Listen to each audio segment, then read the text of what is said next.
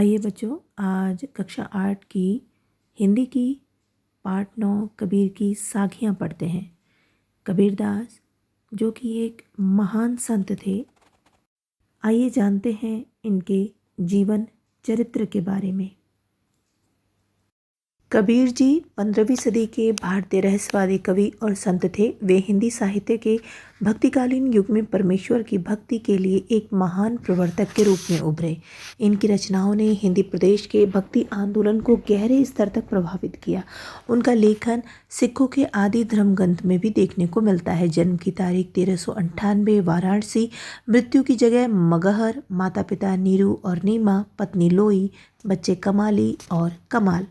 वे एक सर्वोच्च ईश्वर में विश्वास रखते थे। उन्होंने समाज में फैली कुरीतियों, कर्मकांड, अंधविश्वास, निंदा की और सामाजिक बुराइयों की कड़ी आलोचना की।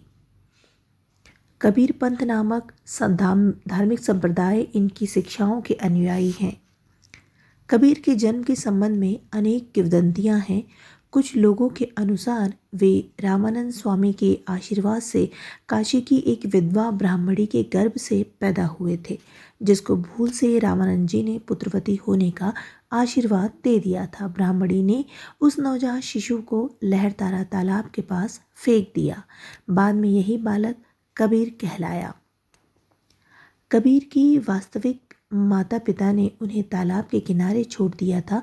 कारण यह था कि जन्म के समय ही उनके मुंह में दांत उगे हुए थे और यह उनके माता पिता के लिए बड़ा ही विस्मयकारी और विचित्र बात थी, और उन्होंने लोगों के डर के कारण उन्हें तालाब के किनारे छोड़ दिया।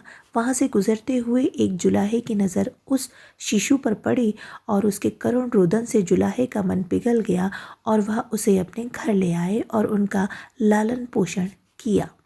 संत कबीरदास हिंदी साहित्य के भक्ति काल के इकलौते ऐसे कवि हैं जो आजीवन समाज और लोगों के बीच व्याप्त आडंबरों पर कुठाराघात करते रहे। वह कर्म प्रधान समाज के पैरोकार थे और इसकी झलक उनकी सभी रचनाओं में साफ झलकती है। लोक कल्याण हेतु ही मानो उनका समस्त जीवन था। कबीर को वास्तविक में एक सच्चे विश्व प्रेमी का अनुभव था। कबीर की सबसे बड़ी विशेषता उनकी प्रतिभा में अबाध गति और अदम्य प्रखरता थी। समाज में कबीर को जागरण युग का अग्रदूत कहा जाता है। कबीर ने काशी के पास मगहर में देह त्याग दी। ऐसी मान्यता है कि मृत्यु के बाद उनकी शव को लेकर विवाद उत्पन्न हो गया। हिंदू कहते कि उनका अंतिम संस्कार हिंदू रीति से और मुस्लिम कहते कि उनका अंतिम संस्कार मुस्लिम रीति से होना चाहिए। जब उनके शव पर से चादर हटाई गई तो वहाँ पर लोगों ने फूलों का ढेर पड़ा देखा, जिसको आधे आधे दोनों धर्मों ने बांट लिया और हिंदुओं ने हिंदू रीति से और मुसलमान ने मुसलमान रीति से उनका अंतिम संस्कार कर दिया। मगहर में कबीर जी की समाधि है। जन्म की भांति इनकी मृत्यु तिथि एवं घटना को लेकर भी मतभेद हैं। कुछ इन्हें 1575 विक्रमी संवत 1518 ईस्वी का मानते हैं तथा कुछ 1448 का। कबीर ने स्वयं को जुलाहे के रूप में प्रस्तुत किया है। जाति जुलाहा, नाम कबीरा, बनी बनी फिरो उदासी। कबीर पंथियों की मान्यता है कि कबीर की उत्पत्ति काशी में लहरतारा तालाब में उत्पन्न कमल के मनोहर पुष्प के ऊपर बालक के रूप में हुई थी। रामानंद जी एक बार गंगा स्नान करने के लिए सीढ़ियाँ उतर रहे थे तो उनका पैर कबीर के शरीर पर पड़ गया। उनके मुख से तत्काल राम राम शब्द निकल पड़ा। उसी राम को कबीर ने दीक्षा मंत्र मान लिया और रामानंद जी को अपना गुरु स्वीकार कर लिया। कबीर के ही शब्दों में, हम काशी में प्रकट भये हैं रामानंद चेताए। अन्य जनश्रुतियों से ज्ञात होता है कि कबीर ने हिंदू मुसलमानों का भेद मिटाकर हिंदू भक्तों तथा मुसलमान फकीरों का सत्संग किया और दोनों की अच्छी अच्छी बातों को आत्मसात कर लिया। कबीर को कबीर पंथ में बाल ब्रह्मचारी और विराणी माना जाता है। इस पंथ के अनुसार कामात्य उसका शिष्य था और कमाली तथा लोई उनकी शिष्या। लोई शब्द का प्रयोग कबीर ने एक जगह कंबल के रूप में भी किया है। वस्तुतः कबीर की पत्नी और संतान दोनों थे। एक जगह लोई को पुकार कर कबीर कहते हैं, कहत कबीर सुनहु रे लोई, हरिबिन राखन हार न कोई। कबीर पढ़े लिखे नहीं थे। मसी कागज छुओ नहीं, कलम गही नहीं हाथ। उन्होंने स्वयं कोई ग्रंथ नहीं लिखा, मुख से भाके और उनके शिष्यों ने उसे लिख लिया। आपके समस्त विचारों में राम नाम की महिमा प्रतिध्वनित होती है। वे एक ही ईश्वर को मानते थे और कर्मकांड के घोर विरोधी थे। अवतार मूर्ति, रोजा, ईद, मस्जिद, मंदिर आदि को वो नहीं मानते थे। कबीर के नाम से मिले ग्रंथों की संख्या भिन्न भिन्न लेखों के अनुसार भिन्न भिन्न है। H. विल्सन के अनुसार कबीर के नाम पर 8 ग्रंथ हैं। Bishop G. H. वेस्टकॉट ने कबीर के 84 ग्रंथों की सूची प्रस्तुत की तो रामदास गौड़ ने हिंदुत्व में 71 पुस्तकें गिनाई हैं। कबीर की वाणी का संग्रह बीजक के नाम से प्रसिद्ध है। इसके 3 भाग हैं, रामायणी, सबद और सारवी। यह पंजाबी, राजस्थानी, खड़ी बोली, अवधी, पूर्वी, ब्रज भाषा आदि कई भाषाओं की खिचड़ी है। कबीर परमात्मा को मित्र, माता, पिता और पति के रूप में देखते हैं। यही तो मनुष्य के सर्वाधिक निकट रहते हैं। वे कभी कहते हैं हरि मोर पियो मैं राम की बहुरिया, तो कभी कहते हैं हरि जननी मैं बालक तोरा।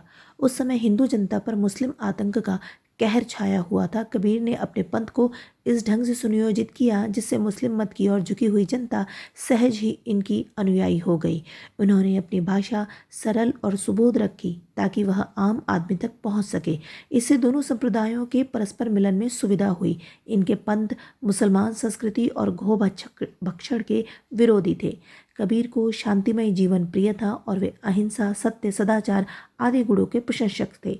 अपनी सरलता, साधु स्वभाव तथा संत प्रवृत्ति के कारण आज विदेशों में भी उनका समादर हो रहा है।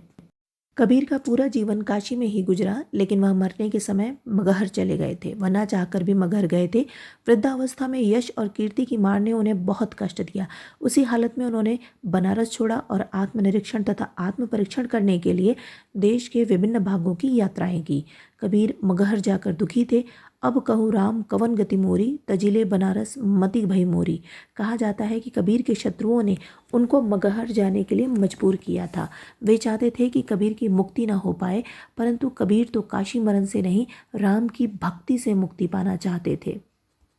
जो काशी तन तजय कबीरा, तो रामई कौन निहोठा। अपने यात्रा क्रम में ही वे कालिंजर जिले के पिथौराबाद शहर में पहुंचे। वहाँ रामकृष्ण का छोटा सा मंदिर था। वहाँ के संत भगवान गोस्वामी जिज्ञासु साधक थे, किंतु उनके तर्कों का अभी तक पूरी तरह समाधान नहीं हुआ था। संत कबीर से उनका विचार विनिमय हुआ। कबीर की एक साखी ने उनके मन पर गहरा असर किया। वनते भागा बिहरे पड़ा, करहा अपनी बान, करहा बेदन कासो कहे, को करहा को जान। अर्थात वन से भागकर बहेलिये के द्वारा खोए हुए गड्ढे में गिरा हुआ हाथी अपनी व्यथा किससे कहे। सारांश यह है कि धर्म की जिज्ञासा से प्रेरित होकर भगवान गोसाई अपना घर छोड़कर बाहर तो निकल आए और हरिव्यासी संप्रदाय के गड्ढे में गिरकर अकेले निर्वासित होकर ऐसी स्थिति में पड़ चुके हैं।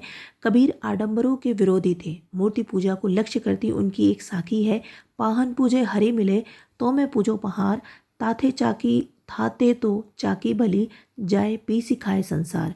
119 वर्ष की अवस्था में मगहर में कबीर का देहांत हो गया। कबीर दास जी का व्यक्तित्व संत कवियों में अद्वितीय है। हिंदी साहित्य के 1200 वर्षों में इतिहास में गोस्वामी तुलसीदास जी के अतिरिक्त इतना प्रतिभाशाली व्यक्तित्व किसी कवि का नहीं है। तो आइए देखते हैं पहली साखी। जाति न पूछो साधु की, पूछ लीजिए ज्ञान, मोल करो तरवार का, पड़ा रहन दो म्यान। कवि लोगों से कहता है कि ये साधुओं या गुणीजनों से उनकी जाति न पूछो, उनसे काम तथा ज्ञान की बातें पूछो। जैसे हमें म्यान की मजबूती, सुंदरता आदि को छोड़कर यह गुण तलवार में देखना चाहिए तथा उसी का मोल करना चाहिए। अर्थात तलवार की प्रतिभा, तलवार की काबिलियत ही सब कुछ है। तो पहला भाग यहीं पे समाप्त होता है।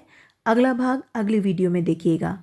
तो अगर आपको हमारी वीडियो पसंद आई हो तो प्लीज़ शेयर, लाइक और सब्सक्राइब ज़रूर कीजिए और हमें कमेंट में लिखिए कि आपको हमारा वीडियो कैसा लगा और आप अध्ययन सामग्री में और अन्य क्या चीज़ें ऐसी चाहते हैं जो कि हम आपको वीडियो में दे सकें।